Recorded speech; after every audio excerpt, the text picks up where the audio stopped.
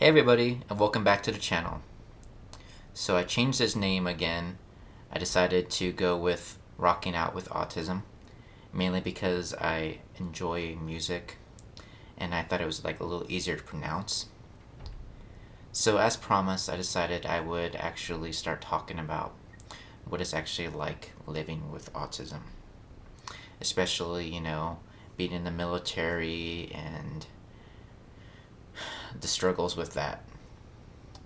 So let me go from the beginning and start this video with actually discussing how I actually became with that diagnosis, or how that diagnosis actually came about. So for those of you who have just joined the channel, I appreciate it. I think I have now like 9 subscribers, so I appreciate each and every one of you that's tuning in and sticking with me.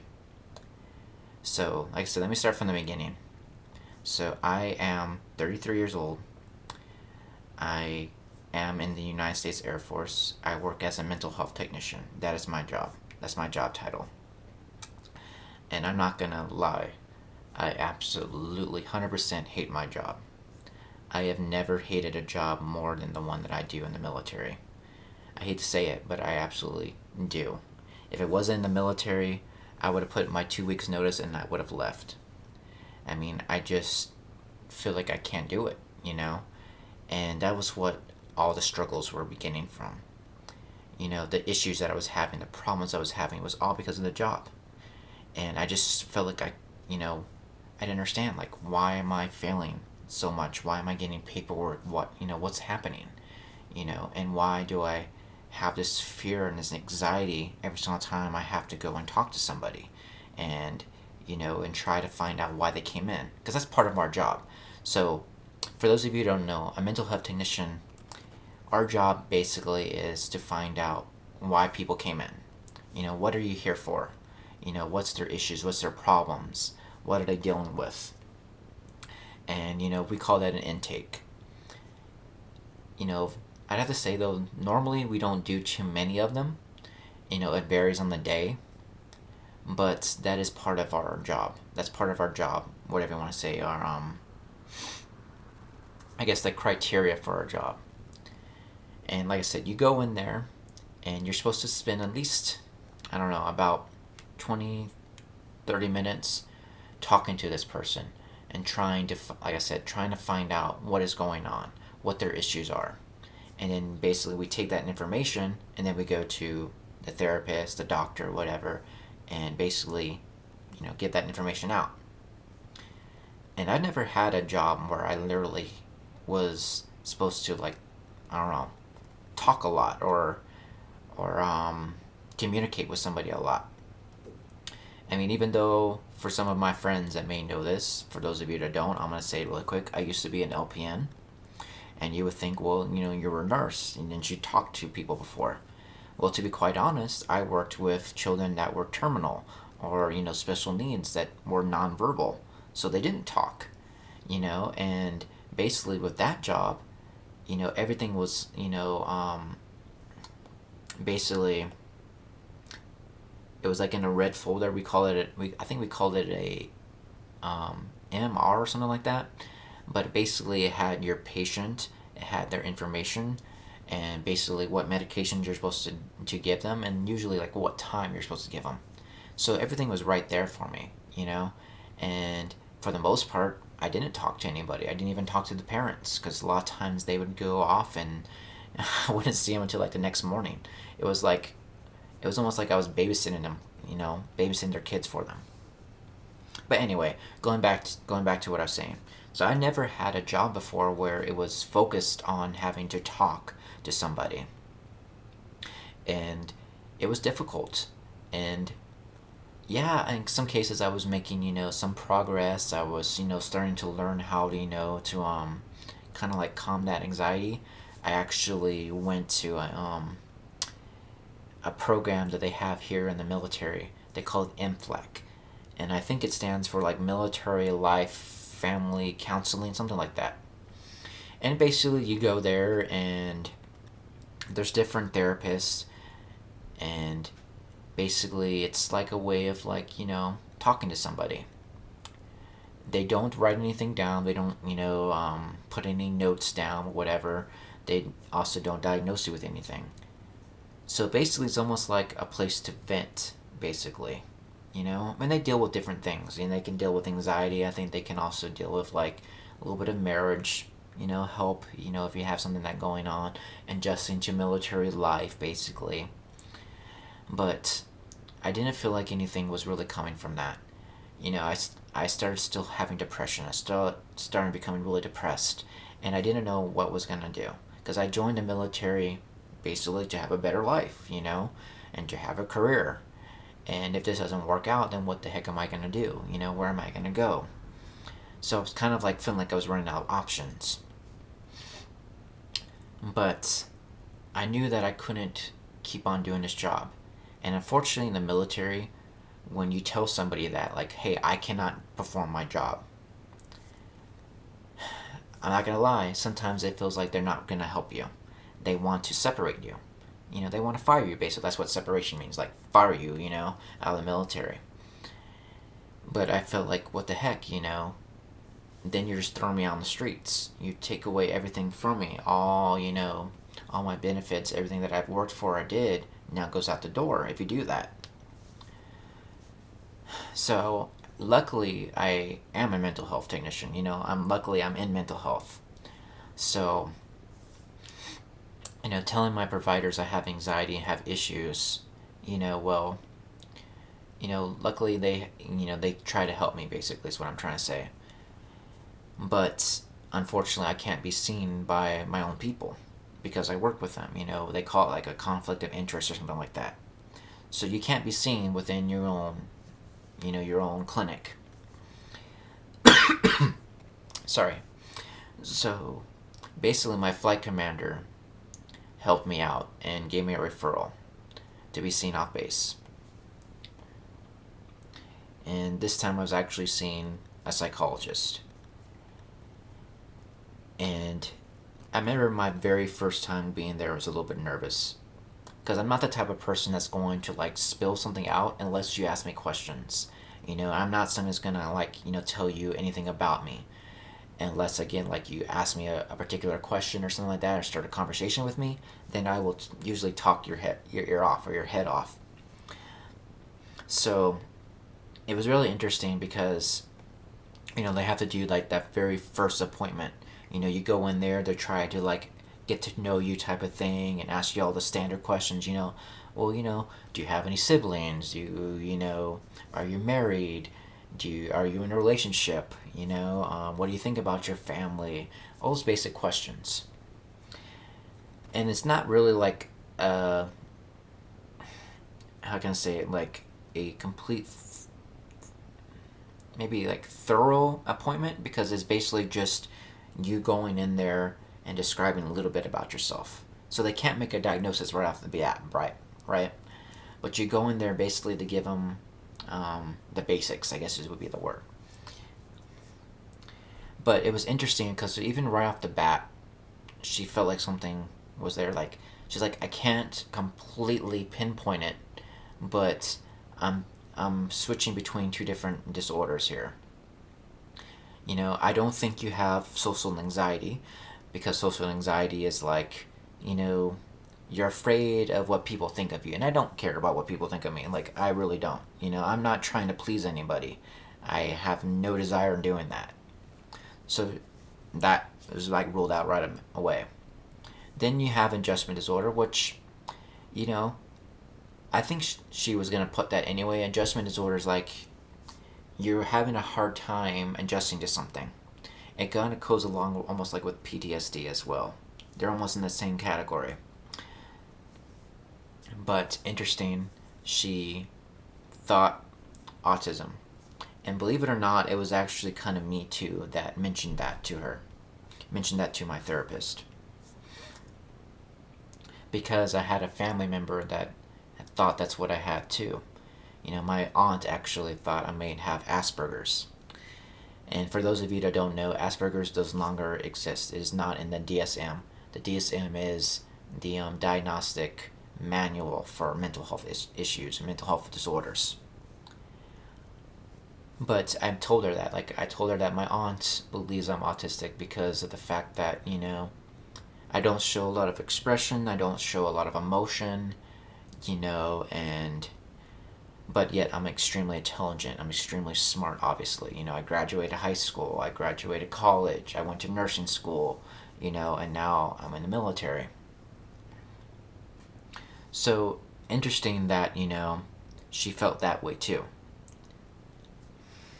So then, of course, I go for, another appointment, another therapy session.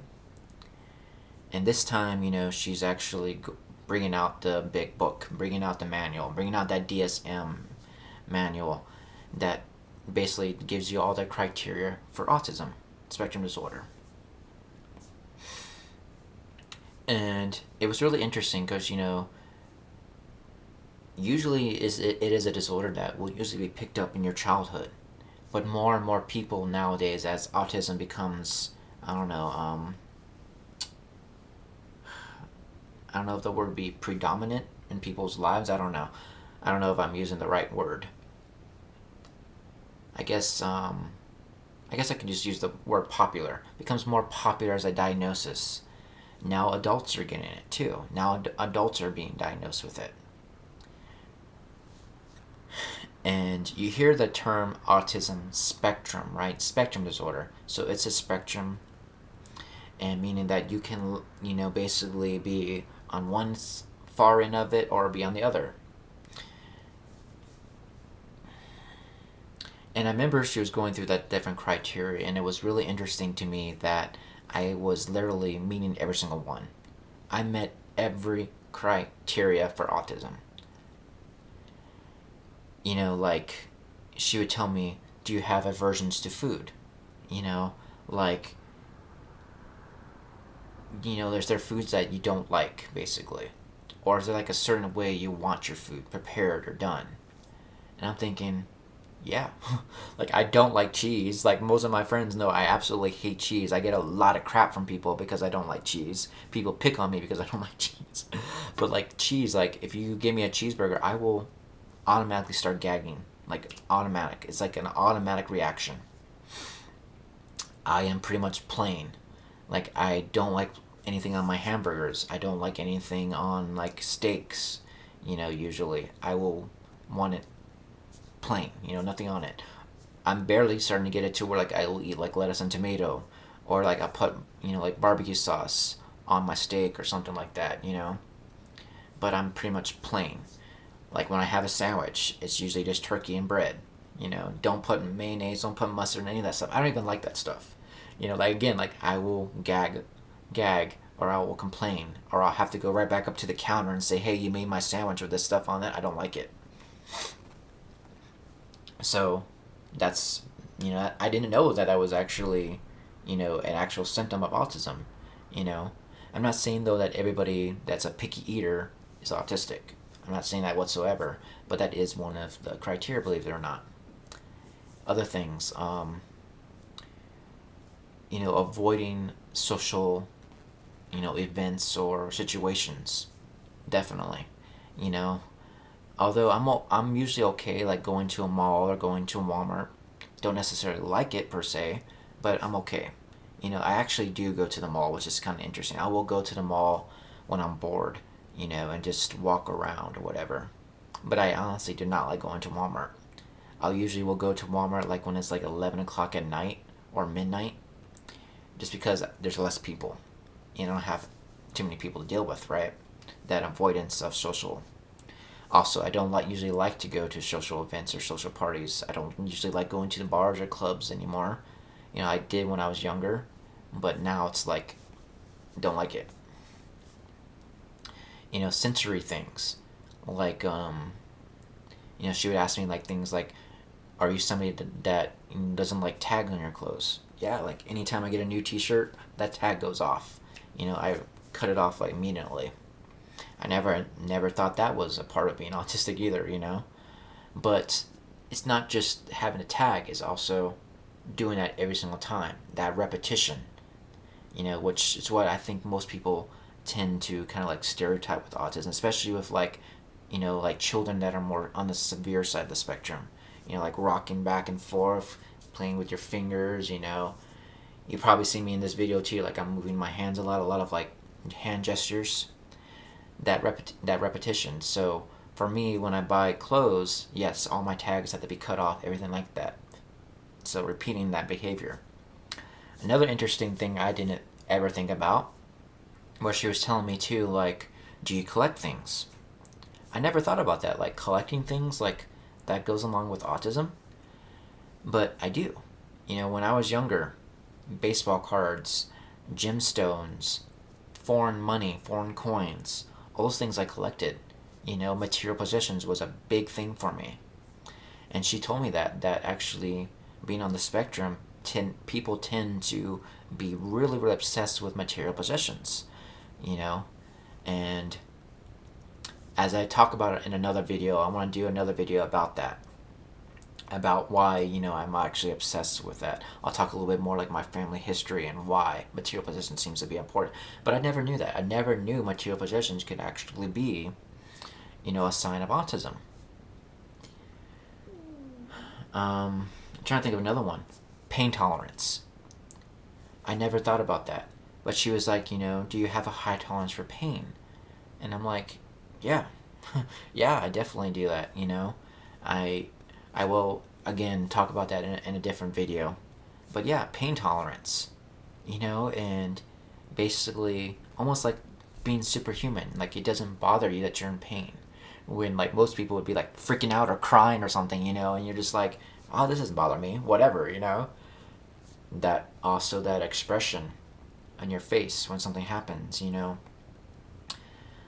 Because I remember when I went, I think it was my very first appointment. I had just, you guys just lost my grandmother. And, I couldn't believe it. Like, my grandmother was a big, important person in my life. But I had this appointment, and I didn't want to miss it, So I didn't cancel it. I went straight there. My psychologist thought that was like the most like weirdest thing. She's like, normally when somebody loses a family member, they would cancel this appointment and reschedule it. And I remember her like going back to that like numerous times, like, that's very abnormal. Very abnormal, as you would say, like very abnormal, Michael, that you would do that. You'd come to an appointment after losing a family member. Again, autism. Autism. That's all I gotta say. Autism. It's just, and that's what you do.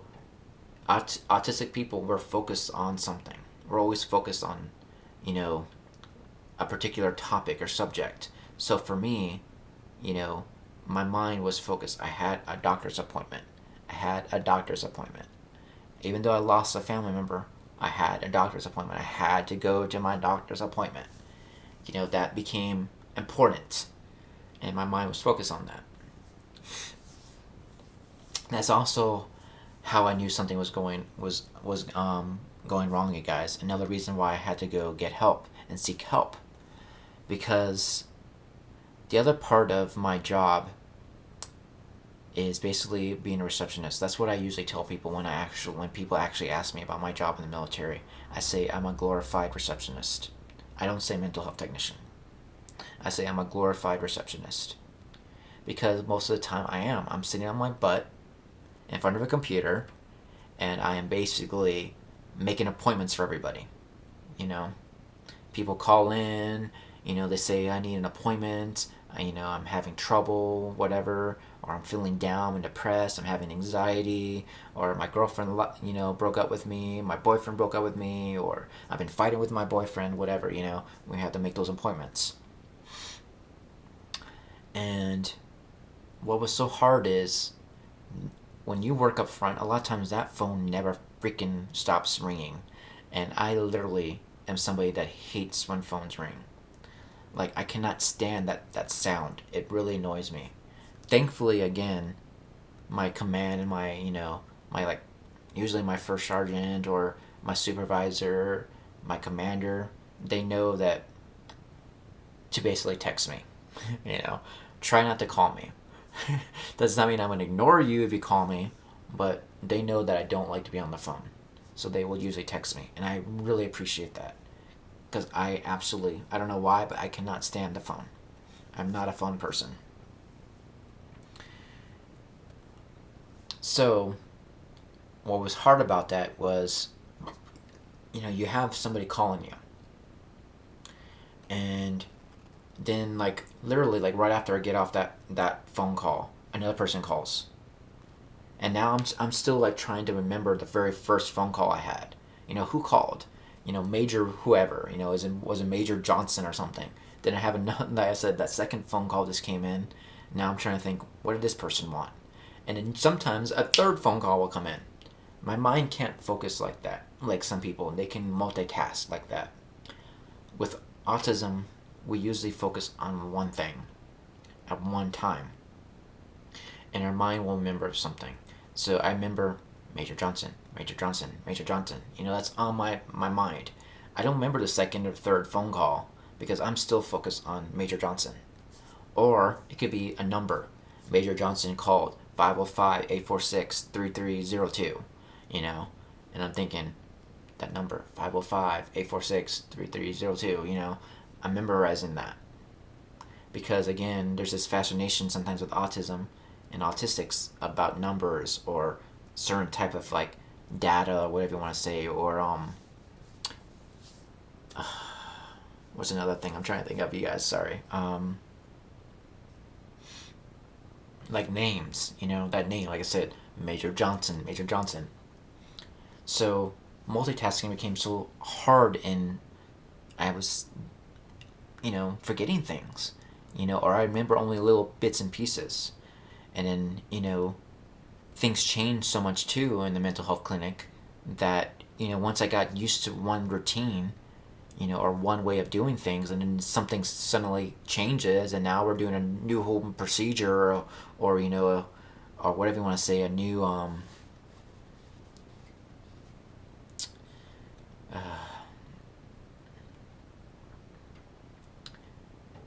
or there's like new steps to do something. Now I had to like adjust to it, and it's not easy for me to do that. It's not easy for me to like jump from one thing to another thing. you know I literally perform when something's the same every single day. If I know what I have to do every day and it doesn't change. But if there's a new procedure now, like, oh, we have to do something special for this patient, it does. It really messes me up.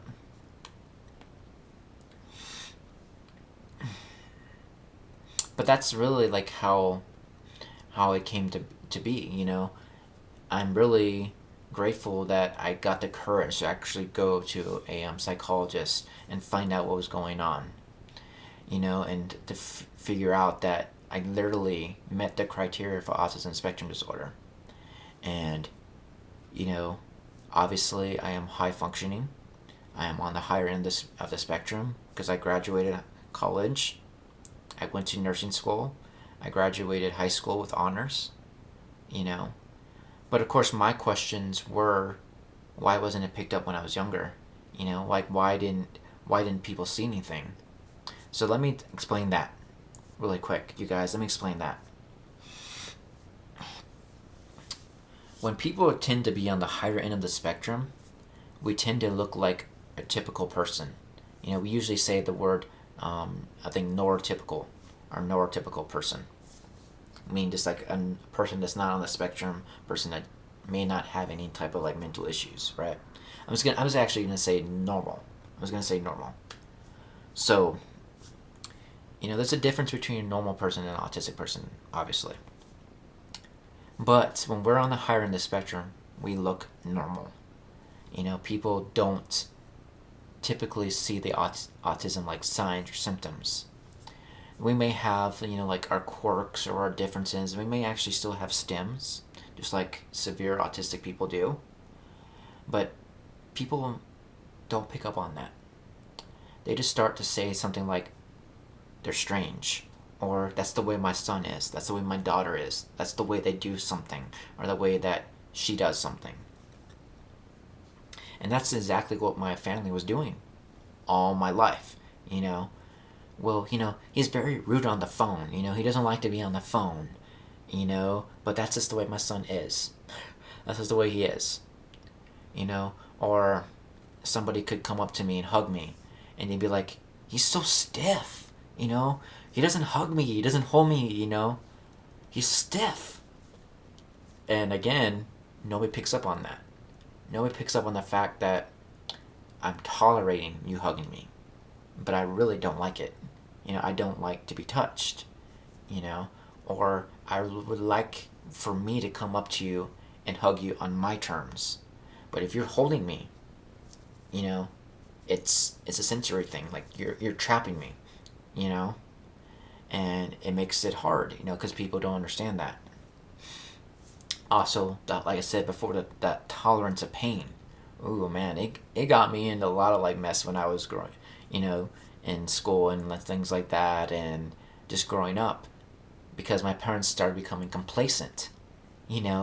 Oh, he has a high tolerance for pain. Oh, he's fine. Everything's okay. Everything's peachy. And they just got used to that. But again, autism.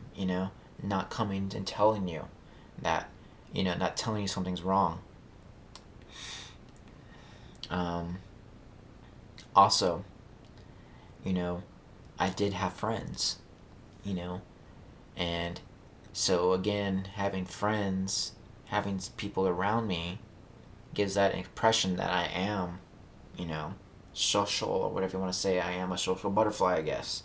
But in reality, how did I make those friends? Well, I can tell you. I didn't come up to them. I didn't small talk. I didn't say, hey, what's your favorite baseball team or what's your favorite NFL team? Those people came up to me. They came up to me, and then, like I said, they asked me questions. I started talking to them, and now we became friends. It was not my own doing. I didn't come up to these people. These people came up to me. That's how I made the friends. I honestly, right now, couldn't tell you at all how to make a friend. I don't know. I honestly do not know how to make a friend. I don't know how to get a girlfriend. I don't know how to find somebody to be a wife. I don't know that. I honestly cannot tell you. I literally cannot tell you how to make friends. I don't know. Because people just came up to me, and I was always popular. I don't know how. Maybe because people thought I was attractive or, non-threatening. I don't know, but people came up to me. So those are some of the things that like I found out, like, why it wasn't picked up when I was younger, and then again, being intelligent, being smart, and graduating high school with honors, and then graduating nursing school. Again, I appeared normal. I appeared everything was like okay, everything was fine. So then, of course, my family went with that. He's okay, he's perfect. But in reality, I wasn't. I was struggling. And now, being an adult with autism, well, naturally, where did I go to? There's not really that much therapy or any techniques to basically deal with adult autistics.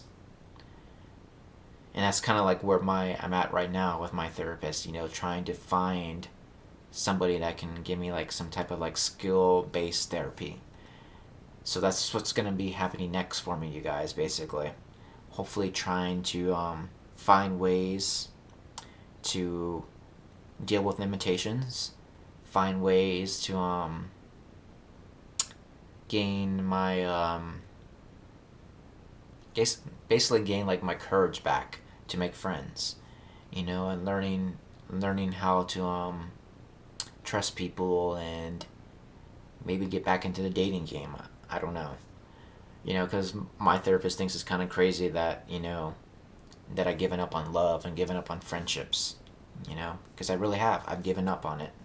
If I'm gonna be by myself for the rest of my life, I'm gonna be by myself for the rest of my life. That's just the way that I've come to my conclusion, basically.